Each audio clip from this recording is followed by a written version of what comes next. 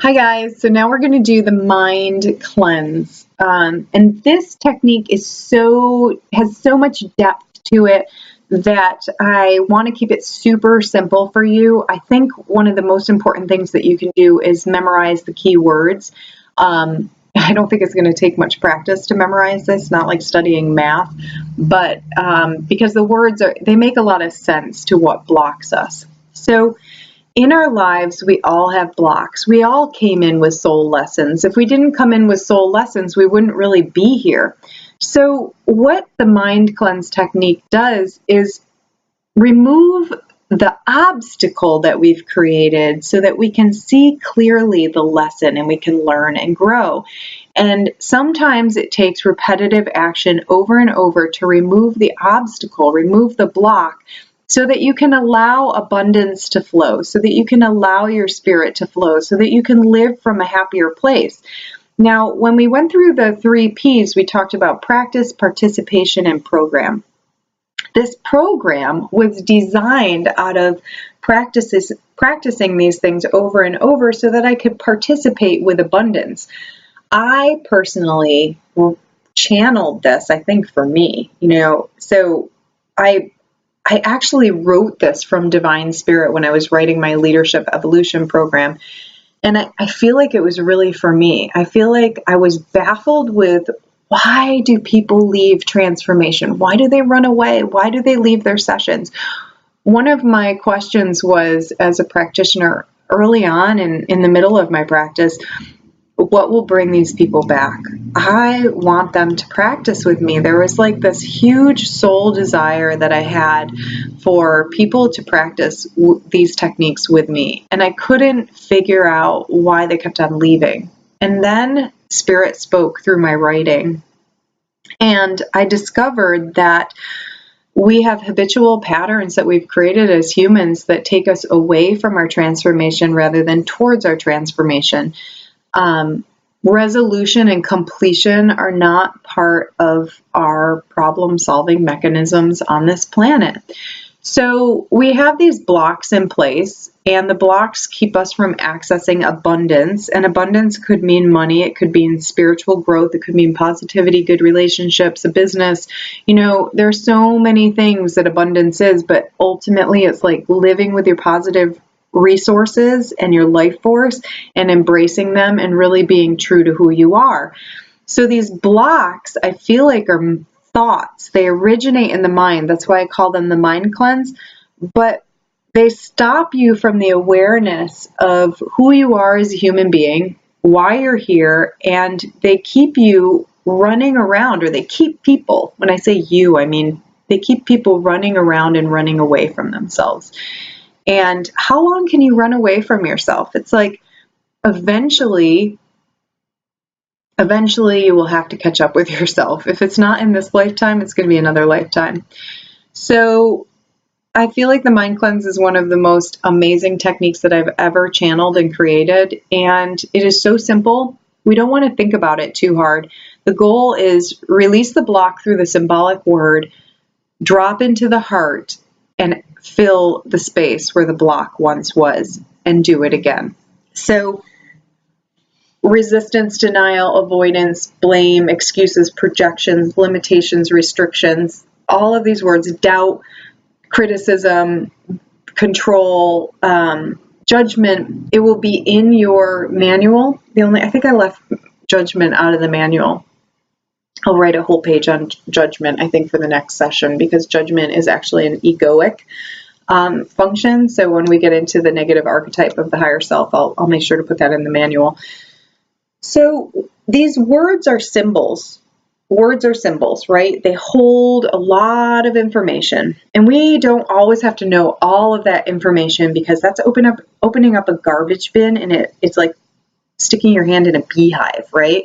So you got this beehive and you see it and you're like, there's a beehive. Do you want to stick your hand in the beehive to find out that it's really a beehive? Or you just want to say, there's a beehive.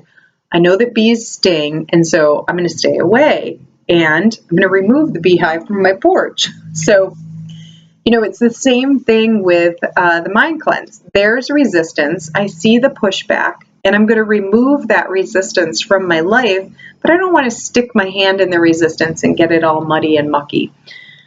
So, over the years, I saw how complex healing could be, and I decided, let's make this simple. Let's use these words as symbols, use our breath to vibrationally alter the story of these symbols, and then let's just get to the clinical pearls that are really important right now. One of my teachers in relationship therapy is like, when the garbage is released, don't sift through it. Like, you don't want to go sift through the garbage. You just want to get rid of the garbage. That's why, in relationship healing, we move our sexual energy, which is to release the negative garbage in our soul.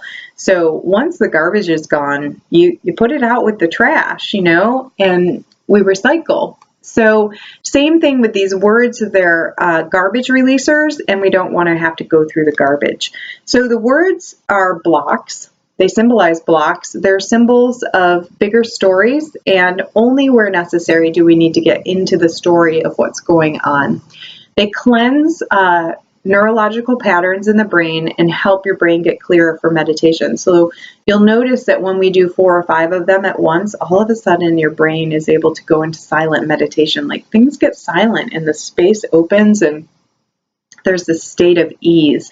So the mind cleanse is designed to find ease. It's designed to open you up to receive good things in your life. And it ends in the heart chakra. Same thing with the drop in. This time we're going for feeling.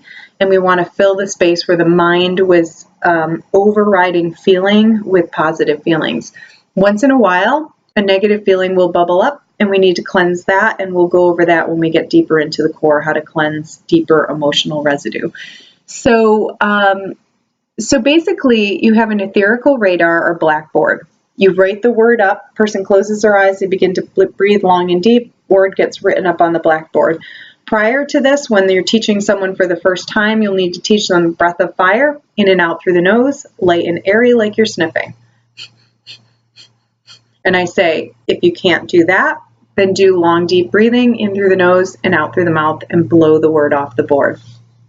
When the person cannot write the word down, when the word cannot be written across the etherical blackboard, their imagination pathway's been shut down, and that can happen through trauma and self-awareness, or the pineal gland is totally calcified. You'll have the person write it on a piece of paper, and while they're breathing, they scribble it out.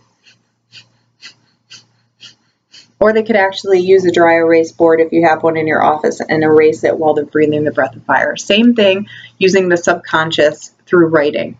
So you pick the word. Word is picked based on listening to where they are today.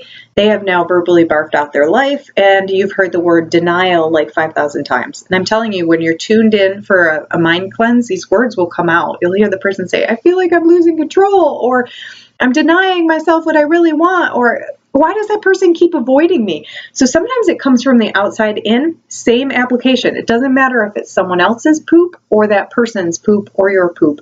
You use the same strategy for anyone in your circle.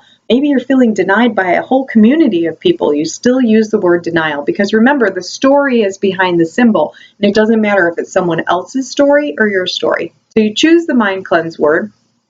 The word may not come up. Maybe you have a sense that this person is denying themselves. So you ask them the question, can we do the denial mind cleanse? Or I have this really cool technique that will remove some of the story from your life, and then we can fill it with positive energy. Do you want to do it? You always have to ask for permission. Make sure you ask for permission rather than saying, we're doing this today. Usually people are going to say yes, but maybe they need to talk more, or maybe they want to journal. Maybe they know where they're going. So once you get permission, they close their eyes. There's the etherical blackboard. You've taught them how to breathe. They write the word up on the blackboard, breath of fire or long deep breathing. They say yes once the word is up on the blackboard. So, word, you choose the word, and you'll learn this in class more as we go through this. Choose the word, blackboard. Say yes. Now this is so important, because it's like, yes, I see you. Yes, I acknowledge you're here. Yes, I know that you are a block. Yes. You know, it's not like, yes, I receive you into my life and I want you here. It's, yes, I see you and now I'm going to eliminate you. So breath of fire, long, deep breathing until the word's gone. Now you say yes to the empty space. So erase, mind eraser, and it's not a shot.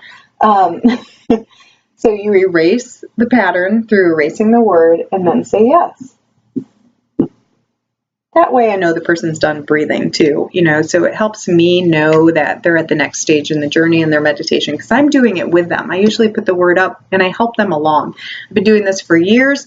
Once you get well practiced in this, you'll want to breathe with them even if you're not putting the word up, but help them out. Put the word up in your consciousness because meditation is a conscious experience. We actually have a community sharing that goes on that is so cool when you meditate. So if I meditate with this person and do the mind cleanse, I'm helping them and they may be a little bit stuck. So put the word up, resistance, breathe into it. I've said yes to it. I erase it. I say yes again. And then it's immediate drop into the heart.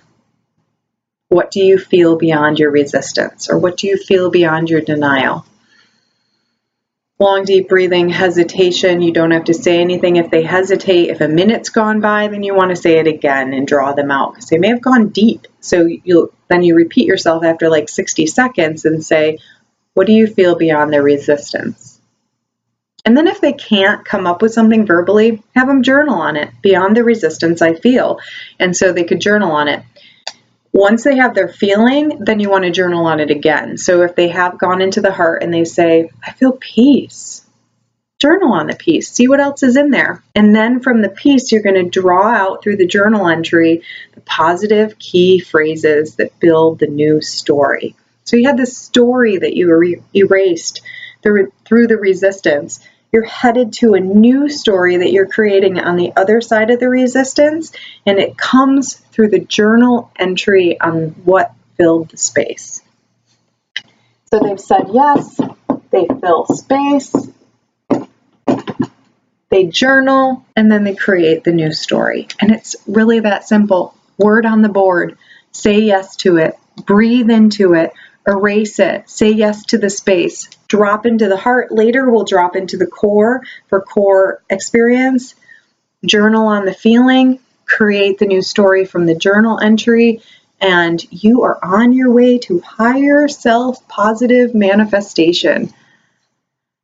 You could do just that in your practice. You know, the mind cleanse is something that could just be done in practice. Again, you would have the chance in leadership to go through every single word and lead this, really dive into it and, you know, like clear the house.